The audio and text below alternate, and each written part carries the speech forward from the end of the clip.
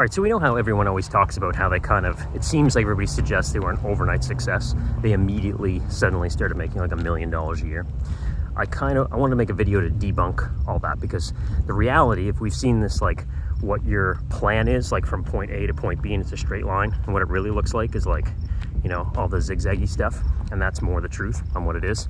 So I want to tell you what my zigzaggy was in hopefully about 3 minutes. Try not to babble, I'll have a hard time with that. So this is about my 15th year doing something in the form of online related marketing, starting from building websites to what I'm doing now, which is 100% YouTube ad performance marketing. So let's talk about this. So I taught myself how to code PHP and MySQL and how to build websites before WordPress was a thing. Took that skill, started getting small gigs on the side during my day job to build projects for people on the predecessor to like Freelancer and Upwork and Odesk and Elance, called Scriptlance.com. Did that. Discovered affiliate marketing and Google Ads. Started building content sites, right? And did content sites in a whole lot of obscure niches. My first one that really hit it off was called Cat Health and Cat Care. It made about $1,000 a month in Petsco affiliate commissions and Google AdSense ad revenue. Got into web hosting affiliate marketing. Got into a whole bunch of health and beauty affiliate marketing. Wrote my first product called AutoLinkster, which incorporated with something Brad Callen, if anybody knows him, he used to be SEO Elite. But at the time he had a site called Link Metro, and it was a big directory of exchanging links with people to improve their SEO. So I built a script that would literally auto request off there and build a directory on your site. He didn't like that very much, but anyways, it worked really well, my first product. And then from there, let's just think. I guess that was when I really jumped into affiliate marketing big, and we started to hire overseas employees, and we built out a giant private blog network. And for about 4 or 5 years, we were quote unquote super affiliates, doing tens of thousands in commissions each month off of organic rankings in Google. Anybody who thinks back to like Build My Rank or Linkvana or any of these sketchy link networks, and we had about 5,000 sites of our own. That crashed. Then I got into Rank and Rent with laser hair removal. Built a big site that did that. Then we got out of that and we got into doing Rank and Rent and guaranteeing a number of calls for chiropractors. So we guarantee you 30 calls a month or you wouldn't pay. It was like $2,000 a month, right?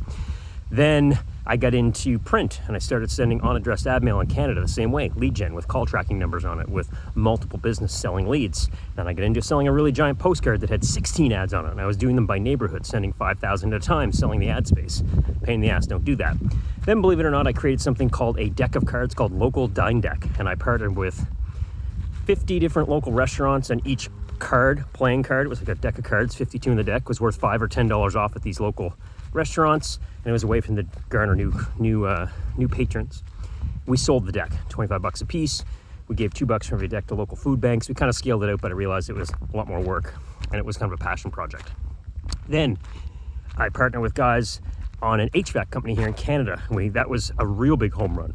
We grew that to several $1 million. It was my first real experience on the actual side of local business marketing, right? Like doing it all, like doing the SEO, doing the ads, Facebook ads had just started to get big, doing Facebook ads, doing Google ads. YouTube wasn't really even a player yet.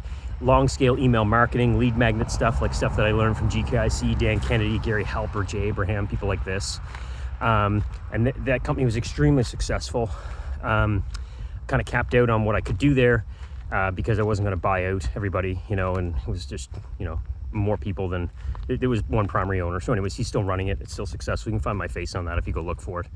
And then after that, I went back out in the agency world, and I thought I would take what I did in the HVAC world and we would parlay that into selling it as a service, which seemed like a great idea. But then I realized the clients have to pay about $100K a year plus to implement all that stuff, or it's not worth it, right? So much work. And then that led me into starting to realize that I could get leads. And then I started selling services, doing Facebook ads and stuff, and just basically providing leads, not selling leads on retainer still. Then I quickly realized that if we got good at one market, we could scale that up and scale it up big and get 40 or 50 clients without it being a whole lot of work. Then I realized that as those clients put in more money, we weren't getting any more money, and they were hitting massive home runs, but we couldn't, we were kind of stuck and couldn't take any more clients in that area. So we started selling leads. Then we started selling leads in a whole bunch of verticals because we thought that was a smart idea. Then we realized it wasn't because it was too hard. So we scaled back to kind of about 36 months ago, I guess, where we really started to hone in on debt and life insurance and, different life insurance and financial products, which is where we are today. So I didn't do that in 3 minutes. I did it in like 4.5. But anyways, that's the long list. That's what it took. Along those lines, constantly learning new stuff, constantly discovering things which were useful to try and to improve and sharpen my chops, specifically with copy. And it's only been the last 18 months that I finally realized that all 15 years I've been doing this, if I would have known what I knew 15 years ago, what I knew now, I'd be all done. I would have made enough money, I'd be all retired, and I don't know what the hell I'd be doing, golfing, hiking in the woods. But it all comes down to the copy, it all comes down to the offer, it all comes down to the persuasion. That's the most important part, because the tech stuff, there's always people that are savvy and want to go after that stuff, right? But there isn't, it's hard and uncomfortable to get good at the creative side of things, about coming up with new ads, new offers, new stuff like that, and that's hard to get to. So if you can live with that discomfort, knowing that like 99% of what you try will fail and 1% will win, well then you'll probably always land on your feet. So that's it. That's the journey of what it took to get from 15 years ago to today.